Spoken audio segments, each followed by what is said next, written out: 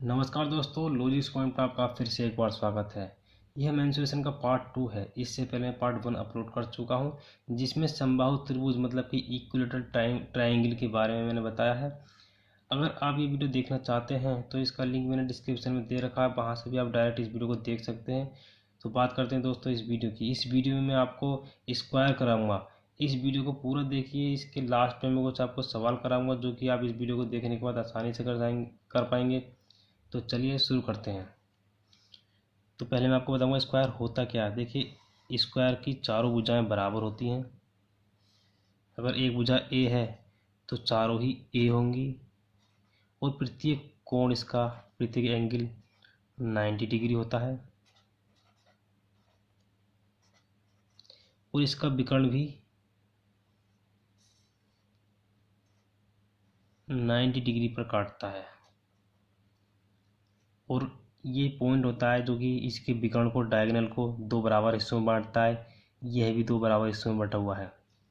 अब देखिए, स्क्वायर के अंदर हम एक सर्किल बना सकते हैं इसकी साइडों को छूता हुआ। यहाँ देखिए, यहाँ से छूता हुआ हमने एक सर्किल बना दिया, जिसे हम कहेंगे इन सर्किल। अब इसके हम चारों कॉर्नर को छूता हुआ एक सर्किल बनाएंगे हम।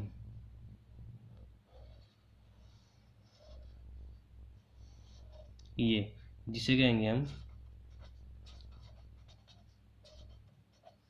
Circum circle.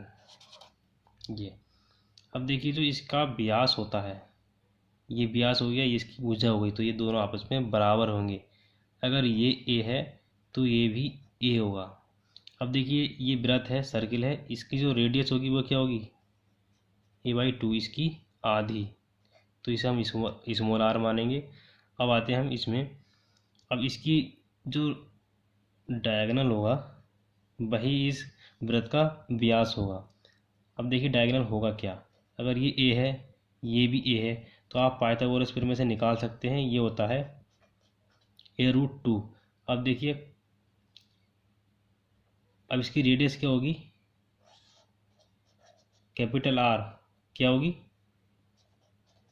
a√2/2, इस पूरे की आधी, जिसे हम लिख सकते हैं √2 से मल्टीप्लाई करने के बाद a/√2। से मल्टीप्लाई करेंगे, ऊपर 2 हो जाएगा, यहाँ भी √2 से मल्टीप्लाई करेंगे तो 2 से 2 कट जाएगा, नीचे √2 बच जाएगा। तो आप इस तरीके से लिख सकते हैं। अब देखिए, अब आ जाता है सवाल, आ जाता है अब कि इसके इन सर्किल और आउटर सर्किल, जो सर्कम सर्किल है, उसका रेडियस का रेशियो बताइए, या सरकमफ्रेंस का रेशियो बताइए, या एरिया का रेशियो बताइए। कुछ भी सवाल आ जाता है। अब देखिए, रेडियस की बात करते हैं हम पहले। रेडियस, ये रेशियो पूछ लेते हैं। अब देखिए, रेडियस पहले वाले में क्या है, a/2, और बाद वाले में क्या है, सर्कम सर्किल में a/√2। अब देखिए, रेशियो निकाल रहे हैं हम, ए से ए काट देंगे तो क्या बचेगा। अब हम इन दोनों का एलसीएम ले लेंगे, फिर √2 इधर पहुंच जाएगा और 2 इधर आ जाएगा। अब देखिए, हम फिर इसमें से √2 से मल्टीप्लाई कर देंगे, मतलब √2 से डिवाइड कर देंगे। इसे √2 से डिवाइड करेंगे तो यहाँ √2 से √2 कट जाएगा, 1 बचेगा, और 2 में √2 इंटू √2 है तो एक √2 कट जाएगा, एक √2 बच जाएगा। तो रेडियस का जो रेशो आ गया वो इतना आ गया। आप इसे याद कर सकते हैं। अब बात आती है सरकमफ्रेंस की।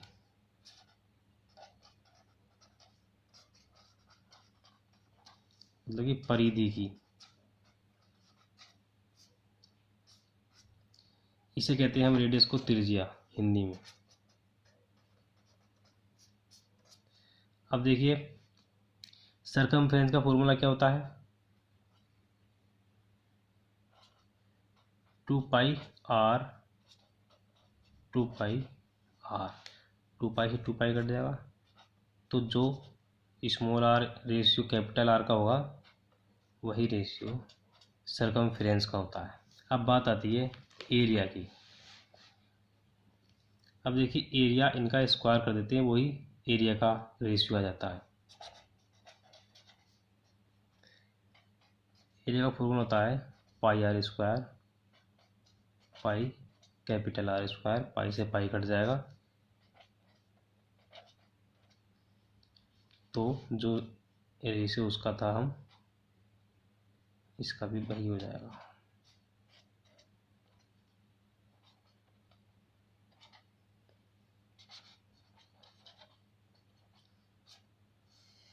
तो इस तरीके से आप तीनों को याद कर सकते हैं और आप डायरेक्ट भी याद कर सकते हैं। वैसे एरिया स्क्वायर में आता है तो कोई भी अगर एक भुजा होती है या सरकमफ्रेंस है या उसकी रेडियस है तो उसका स्क्वायर करके हम डायरेक्ट निकाल सकते हैं। अब हम बात करते हैं square and another square on diagonal. देखिए कोई स्क्वायर है, इस पर ये विकर्ण है, डायगोनल है, तो इस पर एक और वर्ग बना दिया जाता है इसके डायगोनल पर, इसके वर्ग उसके विकर्ण पर। इसकी भुजा ए है तो ये होगी a√2। आप पाइथागोरस प्रमेय से इसे निकाल सकते हैं। अब देखिए सवाल आ जाता है कि इन दोनों वर्गों की भुजाओं का रेशियो क्या होगा और इनके एरिया का रेशियो क्या होगा, कुछ भी सवाल आ जाता है। पहले हम बात करेंगे इनकी साइड का, भुजाओं का, साइड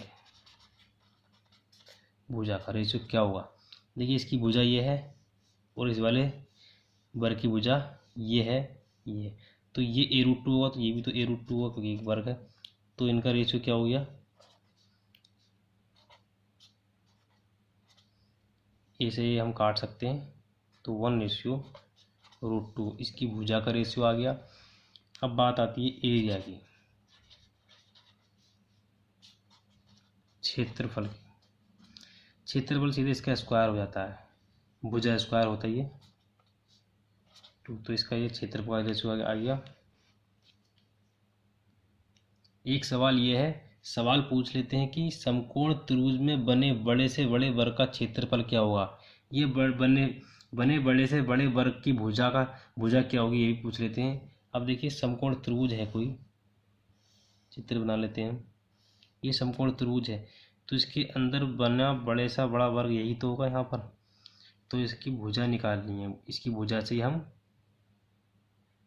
इसका क्षेत्रफल निकाल पाएंगे। अब देखिए यहाँ से यहाँ तक ए है और यहाँ से यहाँ तक बी है। ध्यान रखिए एक हम समकोण त्रिभुज की बात कर रहे हैं, यहाँ से यहाँ तक बी है तो उसका जो साइड होगी, इस वर्ग की जो भुजा होगी, तो वर्ग की भुजा क्या होती है,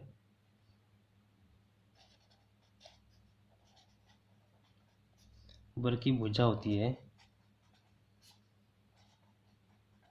आप इसे याद कर सकते हैं। आपको यही फॉर्मूला लगाना है कि अगर एग्जाम में ये सवाल आता है, ज़्यादा नहीं सोचना। वो इसका एरिया क्या होगा, क्षेत्रफल क्या होगा, इसी का स्क्वायर।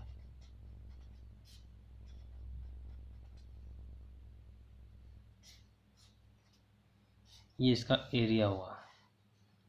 अब हम अगले सवाल देखते हैं।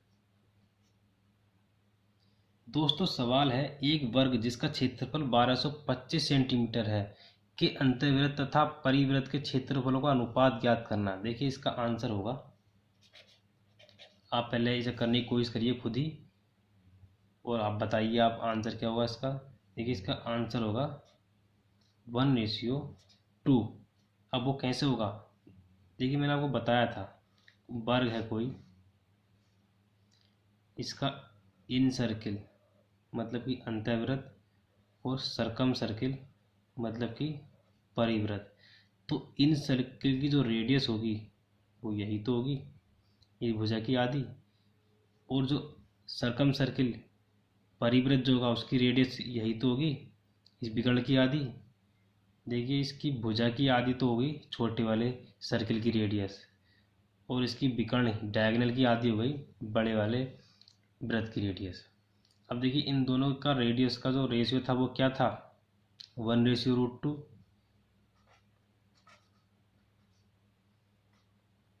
मैंने आपको पहले बताया है, अब वीडियो के शुरू में देख लीजिए। तो इसका एरिया का रेशियो क्या होगा, इनका स्क्वायर, पाई से पाई कट ही जाता है, तो ये आंसर आ गया। तो दोस्तों ये वैल्यू दे रखी है, केवल कन्फ्यूजन करने के लिए दे रखी है, केवल परेशान करने के लिए दे रखी है। आप इसका डायरेक्ट आंसर लिख सकते हैं, ओरली कर सकते हैं, सीधे आप इस पर टिक लगा दीजिए अगर ये एग्ज़ाम में आता है तो। अब देखिए अगला सवाल देखते हैं। दोस्तों यहाँ पर सवाल है, एक वर्ग की परिधि 116 सेंटीमीटर है। इस वर्ग के विकर्ण पर एक और वर्ग बनाया जाता है। इनके क्षेत्रफलों का अनुपात ज्ञात करना है।